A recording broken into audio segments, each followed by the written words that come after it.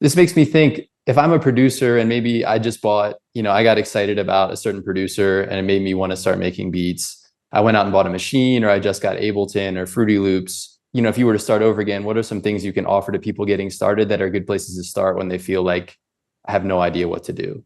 Yeah, so the first thing that I'd say is if you have literally no idea what to do, like look up a tutorial on stuff, like use the internet. We have all these free resources out there now, and definitely go look stuff up. Like use Google. That's actually probably the other thing that going to college in general taught me was how to use Google. Hmm. That's actually a huge skill that people don't know how to do.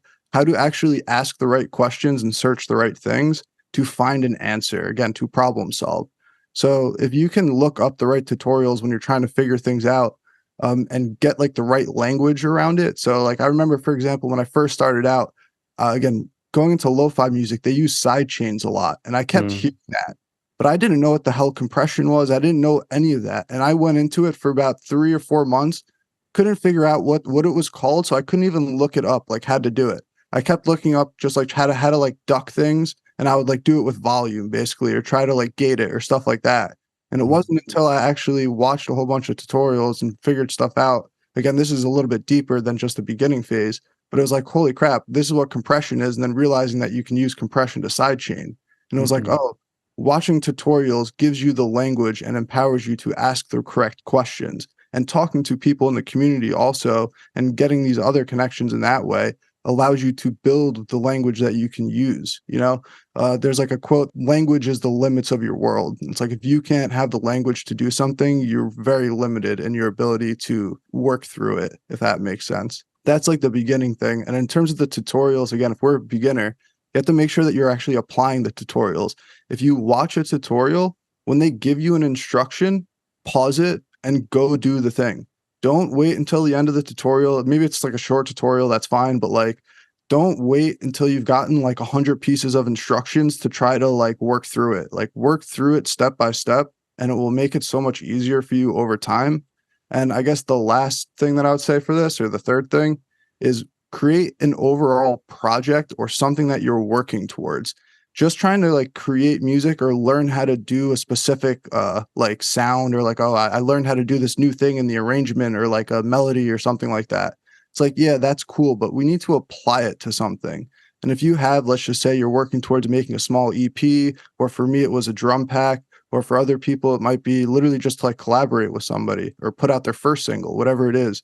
Have something that you're working towards, and that will actually instigate the correct questions to get to that end goal. Again, because we're trying to create the path to get there. So that's what I would say for anyone like looking to start off. Those are probably the first places that I would go to. It's like using the resources that you have, and then implementing them when you actually get instructions is like super important. And that last thing that I also just talked about. Dude, that's really cool. I mean, I think I listened to what you just said, and it kind of makes me think, you have to learn to like kind of hunt and gather, which is sort of your Google piece, and so that you can consume and eat good things. But at the end of the day, you're trying to cook, so that make sure that you don't kind of spend too much time in the phase of hunting or eating and stuff yourself, because then you're never going to make anything, Mhm. right? I really like that analogy, dude. I'm gonna have to steal that one. Give you credit. So tell me a little bit more, man. It's interesting. So it's like you started making music, you got interested in it, you kind of apply a little bit of that engineering mindset that you have and that you've trained yourself in. What makes you feel, like to go from that place of making music privately to be like, you know what, I'm going to start sharing this? Yeah, so I know that for a lot of people, and we kind of talked about this a little bit before, that there's this struggle with literally just getting that first piece of content out, or sharing that first piece of music, or like just hitting the starting gate, getting that initial starting point. And for me, like I really hate to say this, but like I don't have like some specific answer. Like I literally just did it, like Nike says. Like I was like, oh, I'm making music already. I'm going to literally just document and share what I'm doing. And that's what I tell people all the time when they ask, how do you create so much content? How do you do this? How do you do that? Like just document the stuff that you're already doing. And you will realize that all the content is already there in your day. You're just too scared to share it usually, or too scared to like document it. And an example of something for this recently for me is I have a music planner that I use it basically every single night. And I use it to plan out my entire day and like write out my schedule. And I've been using planners like since I was actually in college. That's kind of when I first started planning out my stuff because I realized I needed to be more structured with my time to like pursue an engineering degree in particular. And using that, so that's actually probably maybe another thing that I learned from there. But planning out my day is something I do every night. And my friend told me, hey, that's actually like really interesting that you do that every single night. Like, why don't you share that with your audience? Like, this is literally like I made the planner myself. Like, it's a culmination of the resources over the years, like that I found as the best ones for me in particular. And he's like, why don't you share that with your audience? And literally every single night, why don't you just post up your schedule? Like, you can blur out the stuff so this way people don't have to know what you're doing every hour. But people can see that, hey, like you actually do the things that you say, like you're what you advocate for, you do. And I was like, oh yeah, like that's actually another piece of content. So literally just by taking a picture of my schedule every night, like I've just made 7 more pieces of content. You know what I mean? They're stories, but still like it's these simple things and people complicate making content so much. They're like, oh, I need this perfect camera. I need to get the right angle. Like I had a call with somebody yesterday, like a student I was working with, and he was like, oh, I need to buy this new camera. And like, how do I actually get the audio and the video to sync together when they're recording so that it can all happen at once? And I was like, dude, you're overcomplicating this. I was like, I don't even do any of that crap. I was like, I just take my phone, I literally stick it up against some random thing, like whatever it happens to be. Usually it's this little thing like on my speaker, this little box, put it Mm, there, literally get the video, record the audio wherever I need to, like export it from my DAW or like this, right? And then hmm I just splice them in a video after. Again, you're getting resourceful with the things that you have. Everyone's got a phone. Everyone's going to be exporting the wave from their DAW or whatever the heck it happens to be. It's like I literally use the editing software on my phone. It's nothing fancy. I like don't use like these Premiere Pro or whatever the heck, like these all like they're useful. Don't get me wrong. I don't have hmm anything against them, but it's like when you're just starting out, like to answer your question, because I feel like I started ranting off, It's all the good. first thing that you want to do Yeah. is use the resources that you actually have and just make the piece of content. Who cares if it's good? Who cares if it's bad? Show me the bad content. Eventually, like you have to get there. You just have to get, again, the initial starting point and you can make it better from there. But if you never get that starting point, if you're a perfectionist about that starting point, you can't iterate ever, you know? hmm So that's my long-winded answer to your question. No, I mean, it's really interesting, man. And I think it brings up an interesting topic, which is sort of like how much gear do you really need to make things that are of value and of use to other people? Because, as we've talked about, you've built an audience, you've been able to grow a following on Instagram. And you just said that you're continuing to use your phone. And, and I see your videos and I see you sitting in the room right now. And it's the same, it looks exactly the same as it does in your videos. I guess, what do you think that is when people are maybe, hey, like I'll do this when I get this camera, I'll do this when I have, this much money, whatever it happens to be. Again, people are trying to be so perfectionistic about this thing often, and it's kind of like this advanced form of procrastination. They're just trying to like find all these excuses to put it off for instead of just actually doing the thing. And a lot of people, in terms of like the perfectionistic mindset, it's usually called like striving, but there's Mm, healthy striving and non-healthy striving. And usually when you're literally holding yourself back through these types of beliefs that you can't do it because of XYZ. Again, like you said, I don't have the right recording software. I don't have the right phone to or camera to record on. I don't have the right DAW, the piece of gear that I need, whatever it is. It's like that stopping you is not helpful to you getting to your goal whatsoever. hmm But it's just you telling yourself you can't do it and to procrastinate. So it's like, again, I'm not sitting here where I can say like, oh, I have the simple answer. Do this one trick and the whole world like opens up for you or something like that.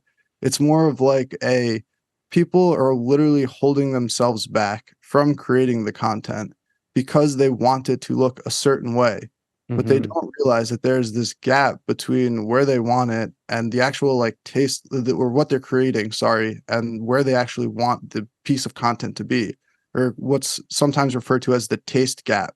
And basically, what happens is when you're first starting to create, you have this really low level of quality. Basically, it's like your first time making something, it's probably not going to be that good. Like it's not usually your magnum opus or whatever.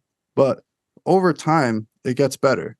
And what happens is at the start, you see these other people and you compare yourself to them and you see their content and you see other people that are already at the top and you're saying, man, I got to make the thing perfect like them. I got to make it look like what they're creating.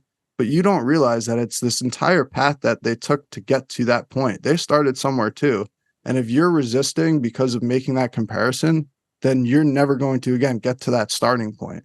So I guess maybe a specific answer is you have to, instead of comparing yourself to other people, compare yourself to where you were yesterday and just make sure that you're better than that person.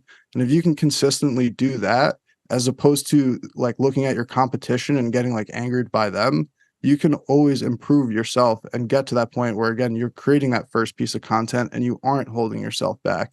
It's just like one small step at a time. It's not these huge, like big leaps and bounds.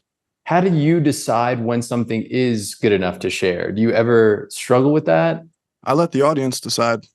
That's probably my simplest answer. Mm, They're an experiment. I have no idea what the audience wants. I can sit here in my room all day and I can make a million pieces of music and I can say, I think that the audience is going to like this one. I think the audience is going to like this one. It's got this crazy snare on it. Oh, this other one, the bounce with it, like the melody, super cool. But I'm going to sit here and I'm going to make 100 tracks. And if I never go to the audience, I'm never going to find out if any of them are good. Again, same thing applies with content. It's like, I'm going to make 100 pieces of content. They're all just going to sit on my laptop. I have no idea if they're good. Like, I think they might be good.